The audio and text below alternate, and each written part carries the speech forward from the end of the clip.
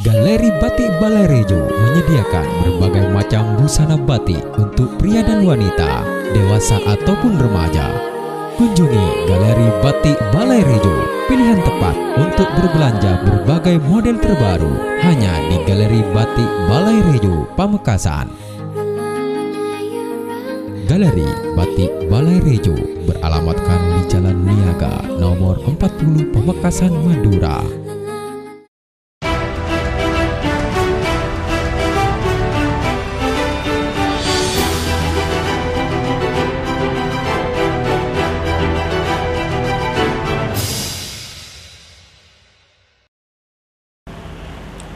Terima kasih pemirsa masih setia menemani kami dan masih bersama KVN Resto juga Batik Balai Rejo Pamekasan. Kita akan kembali berbincang santai bersama 3 orang narasumber saya. Dan tadi saya sempat memutus pembicaraan dengan Ibu Kepala Dinas Pertanian kita, Ibu Ise, tentang siapa saja sih yang diundang dalam pertemuan tiap hari Selasa di posko pemantapan pangan tuh Ibu ya, di Kodim 0826. Siapa saja itu Bu? Ini sudah sifatnya rutin, jadi tanpa undangan, ya. Setiap hari Selasa, jadi yang mimpin Pak Dandem. Dari Dinas Pertanian ini saya sendiri dengan kepala bidang yang nangani, kemudian Kasih yang mencatat ya perkembangan tanaman dengan seluruh mantri tani. Jadi dari pihak dari legislatif dan juga aktivis yang memang ikut mengawasi bidang pertanian juga diundang? Bukan, ini belum masih ya. Belum ya? Dari pertanian, belum? Bukan, dari pertanian ini. Jadi semua mantri tani dari semua kecamatan. Nah, dari 13 kecamatan tuh? Ya, dari pihak Kodim, semua dan Ramil. Beserta Pasiter yang nangani memang untuk pelaporan kegiatan ini. Selain itu juga dari Bapelu dan dari statistik. Saya dengar Bapelu itu ada yang berasal dari luar kedinasan dan juga di luar legislatif. Apa betul itu Bu? Saya kira itu saya kurang tahu kalau Bapelu. Gitu ya? Kan ada kepala badannya sekarang. Oh gitu ya. Iya. Jadi harus langsung ke sana ya? Iya, mungkin itu penyuluh swadaya mungkin ya. Jadi kerjasama langsung antara eksekutif dengan masyarakat seperti itu istilahnya. Iya, insya Allah seperti itu. Ini Kamun Hari mulai tadi diem aja ini, hanya melihat pembicaraan saya, Pak Hosnan sama Bu Ise ini. Kak, Anda kan sebagai seorang aktivis yang mengawasi gerak-gerik para legislatif dan juga eksekutif yang ada di Kabupaten Pamekasan, otomatis dalam bentuk positif kan ya, untuk kemajuan Pamekasan dan seperti itu. Ini terutama di bidang pangan. Menurut Anda sebagai seorang pengamat nih, sampai sejauh ini kemandirian pangan Kabupaten Pamekasan sendiri itu seperti apa? Ya, kemandirian pangan ini sebetulnya hanya salah satu sub dari Undang-Undang Pangan nomor 18 tahun 2012 ya. Di situ ada kedaulatan pangan, kemandirian pangan dan ketahanan pangan. Nah, sebetulnya Presiden Jokowi melaunchingkan program itu tidak terlalu berlebihan menurut saya. Kenapa kok tidak terlalu berlebihan? Kata sebuah lagu, tanah kita itu tanah surga. Tongkat dan tanaman, tongkat dan batu pun jadi tanaman. Jadi tanaman. Jangankan padi, kedelai sama jagung. Sepertinya itu lagu kesukaannya Pak Hosnan itu. Karena saya pernah dengar jadi tanaman, saya pernah apalagi dengar beliau jagung, nyanyi itu. kedelai dan padi. Tidak berlebihan saya pikir. Cuma memang kemudian ya ini yang namanya program agak jangka panjang 2 tahun ke depan. Ya harapan kita adalah bahwa organ-organ yang di bawah di pemerintah kabupaten baik legislatif maupun eksekutif ini satu kuncinya harus bersungguh-sungguh. Bersungguh-sungguh. Cobalah kemudian lakukan penelitian secara serius tentang potensi pertanian, pemetaan. Kalau padi ditanam di mana, kalau kedelai di mana. Jadi penelitiannya tidak hanya berbasis pada proyek. Apa-apa kalau berbasis proyek, begitu dia selesai, tidak akan melihat hasil. Yang penting ini sudah dilakukan, uangnya habis, tidak melanggar undang-undang penggunaan dana, selesai. Itu berarti kita istilahnya, istilahnya jangan asal kerja, nah, seperti kita itu. belum Ya? melihat ke sana. Selama ini seperti itu ya. Kita melihat seperti itu. ditanya sama Pak selama ini seperti itu. Sungguh-sungguh tentang itu. Jadi masyarakat kita ini kan latah gitu. Begitu misalnya potensi tembakau menarik, menghasilkan duit, semuanya berbondong-bondong untuk gitu, tanam tembakau. Padahal tidak semua lahan, tidak semua tanah itu bagus untuk itu gitu. Ada program yang baru-baru ini dijalankan misalnya tebu gitu. Cocok nggak sih untuk daerah Pamekasan tebu itu? Seperti itu ya? Ya, kalau dilakukan penelitian secara mendalam, saya pikir akan terpetakan.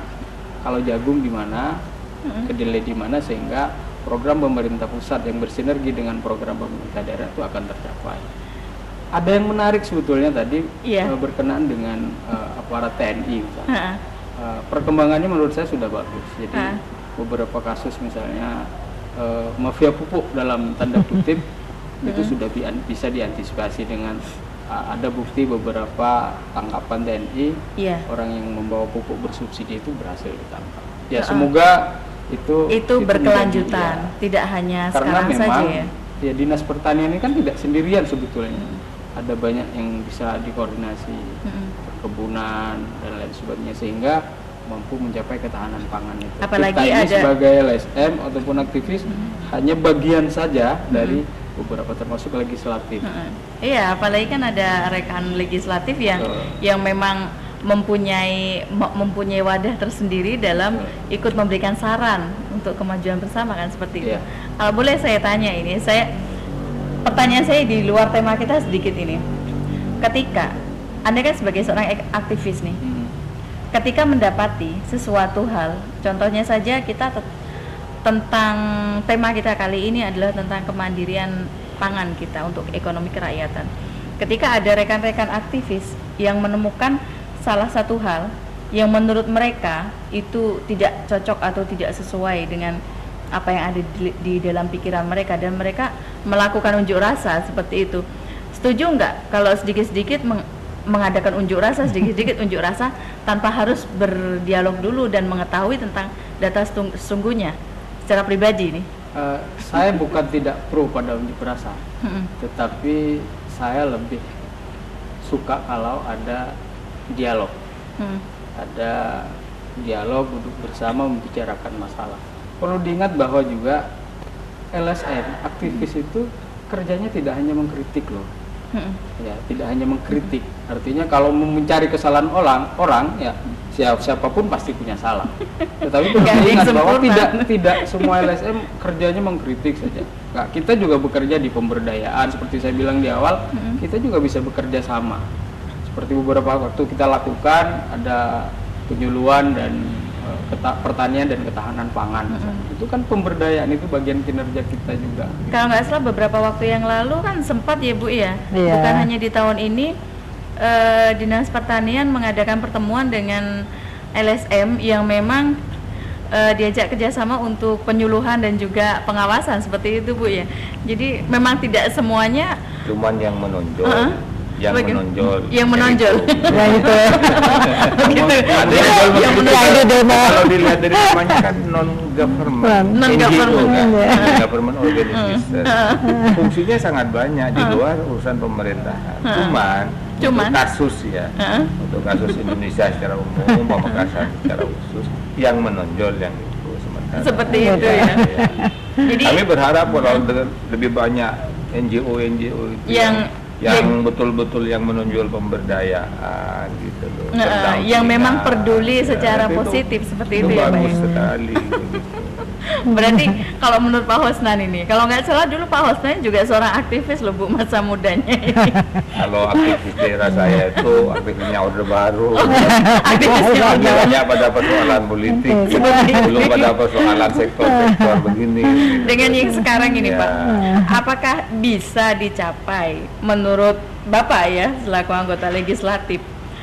Apakah bisa dicapai ini kemandirian pangan itu kalau keadaannya seperti ini, belum kerja dan belum ada hasil karena memang tergantung pada cuaca, tergantung dari tanah itu dikit-dikit sudah ini ada korupsi, buktinya ini nggak berhasil. Kalau ini di demo seperti itu. Kalau sifatnya itu seperti katanya Pak Munari itu dialogis, audensi, tidak ada persoalan. Semuanya harus dengan kepala dingin berarti. Karena bagaimanapun stakeholder itu dalam kadar yang berbeda akan memberikan kontribusi begitu. Termasuk misalnya kalau kepala dinas atau satu sektor SKPD itu merasa mengerjakannya semuanya sesuai aturan, kenapa mesti takut begitu loh. Cuman ya jangan terlalu menghabiskan energi ya dengan cara yang sebenarnya kita punya cara lain yang lebih efisien, lebih bagus, dialogis, audensi, kita pertemukan. Coba kalau demo itu selain ekses-ekses yang mungkin muncul juga itu kan menurut saya banyak energi yang harus dibuang begitu. Kita itu kadang-kadang ya mengganggu mungkin ketertiban jalan, terus harus menghadirkan bapak-bapak aparat untuk mengawal gitu. Secara ekonomi juga pemborosan. Dan ini yang terpenting itu di dunia investasi itu ya, aman tidak aman demo itu tetap dipersepsikan bahwa daerah kita itu tidak aman untuk investasi gitu. Jadi banyak ini yang harus dipikirkan dampak keluarannya gitu. Kalau audiensi kan enak, maksud mereka ingin mengetahui lebih banyak misalnya, ingin meluruskan apa betul di sini ada penyimpangan, silakan dialog. Kita siap dialog gitu loh. Tidak ada persoalan gitu. Demo itu kalau sudah istilahnya dalam konteks atau ranah politik itu ketika komunikasi sudah jalan, audiensi tidak diperkenankan misalnya, kemudian apa yang diutarakan itu tidak direken, di situ ada komunikasi yang tidak nyambung, baru demo gitu. Ini masih terbuka semua. Saya kan jadi heran itu. Kita ini apa tidak kurang aspiratif atau komunikasi kita ini tidak jalan? Kok ini Pamekasan ini bolak-balik di demo? Ini harus balik lagi ke aktivis ini. Harus balik lagi ke aktivis. Kita melihat dari sisi yang lain kali ini. Jadi kok kayaknya aktivis di Pamekasan menurut saya overload gitu ya. Overload bisa dibayangkan misalnya setiap kampus di Pamekasan itu mengeluarkan sarjananya setiap tahun itu antara 500 sampai 1000 misalnya. Dengan harapan menjadi lebih baik kan? Setahun itu sekitar 3.000 mahasiswa sarjana selesai. Nah di situ kemudian terjadilah masalah. Orang-orang mantan aktivis ini dia enggan pulang ke kampung halamannya, dia enggan lagi bertani, dia enggan lagi yang kampungnya di nelayan untuk terjun ke nelayan gitu. Jadi ngumpullah di Pamekasan jadi aktivis, cari persoalan dari warung kopi ke warung kopi yang lain. Ada solusi mungkin yang bisa coba saya tawarkan, program-program pemerintah daerah ini perlu pendampingan itu, libatkanlah aktivis-aktivis itu. Untuk Dinas Pertanian sendiri melibatkan aktivis berapa persen, Bu? Sebetulnya kalau kegiatan Dinas Pertanian sama sekali tidak ada pendampingan. Seperti itu. Karena pelaksananya sudah pemilih itu. Apalagi sekarang pendampingannya sudah dari TNI, sudah perintah presiden. Sebenarnya itu ya kapasitas kerja itu semakin diperbesar akan semakin juga membutuhkan banyak orang. Tapi kalau kapasitas kerja itu tetap, ya hanya kita perlu pendampingan. Pertanyaannya sekarang apa di Pamekasan ini tidak bisa untuk memperbesar kapasitas kerja. Menurut saya masih terbuka luang, termasuk misalnya di sektor pertanian. Mungkin Bu Isen ini mengeluh, kita penyuluh kekurangan sekian misalnya, kan ya Bu gitu loh. Kenapa misalnya tidak tenaga ini kita latih sementara menjadi TOT lah istilahnya, training of trainer ya gitu loh. Para aktivis yang contohnya aja ini sekarang kita berbicara dengan Dinas Pertanian ya, kan banyak sekali sarjana pertanian kan banyak kan. Ya itu hanya ada sentuhan sedikit, kemudian mereka dinyanyikan tenaga lepas. Cuman konsekuensinya di sini pemerintah harus siap ininya. Tergantung legislatif. Iya, balik lagi. Ini kira-kira dianggap juga itu. Penganggaran sepanjang misalnya kalau sekarang bicara tentang ketahanan pangan, memang arahnya untuk. Nah, di 2015 ini kan 2014, 2015 itu kalau nggak salah memang mulai ya yang seperti Kak Munhari tadi bilang, LSM dan juga aktivis di Pamekasan sepertinya mulai overload seperti itu kan. Nah, legislatif sendiri apakah menganggarkan seperti itu? Sekarang itu kayak ada dana peruntukan untuk desa gitu. Dan perlu ada pendampingan. Saya dengar-dengar sudah mulai direkrut dana pendamping itu. Atau di sektor-sektor yang lain banyak, misalnya tinggal memperbesar kapasitas gitu. Kalau kapasitas kerjanya itu tetap ya overload jadinya, tapi kalau itu tidak gitu. Artinya setiap energi yang kita keluarkan itu sepanjang diarahkan pada sesuatu yang punya nilai manfaat, ini akan semakin membesar dengan sendirinya gitu. Berarti sesuai dengan perhitungan bersama seperti itu kan ya? Iya, akan memperbesar dengan sendirinya gitu. Dan memiliki nanti nilai manfaat yang lebih luas gitu. Adanya beda lah kalau misalnya satu pekerjaan itu dikerjakan orang tidak tahu dengan orang yang tahu gitu. Kalau yang tidak tahu mungkin hasilnya 10, yang tahu hasilnya 50. Tahun depan Bu Ise tinggal mengajukan, nanti disahkan sama Posnam. Kalau bisa sebelum 2015 sudah mengajukan. Sebelum 2015 habis maksud sekarang saya sudah mengajukan. Logikanya ya, di Pamekasan itu ada 1015 kelompok tani. Kelompok tani. Itu aktif semua. Penyuluhnya itu aktif tidak aktif ini kan juga tugas pemerintah agar bagaimana Poktan ini nanti berada pada kualifikasi aktif atau dalam istilah saya itu sejati gitu. Artinya ada rapat, ada buku panduan, buku tamu, ada kartu anggota, ada arisan. Pokoknya semua kegiatan yang berkaitan dengan pertanian itu dikelola bersama dalam Poktan.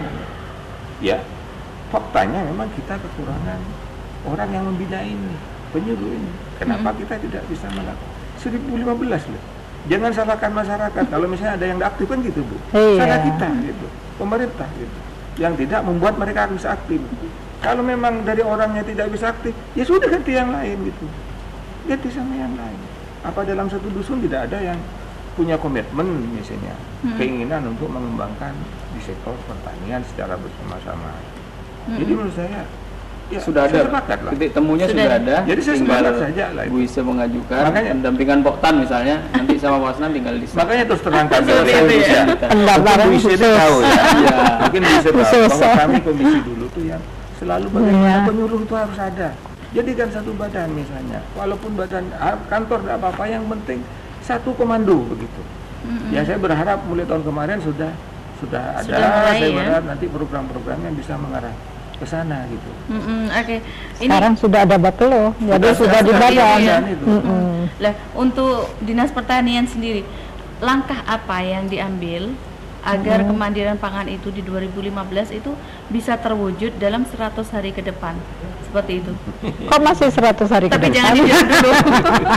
Jangan dijawab dulu karena akan ada yang mau lewat ini.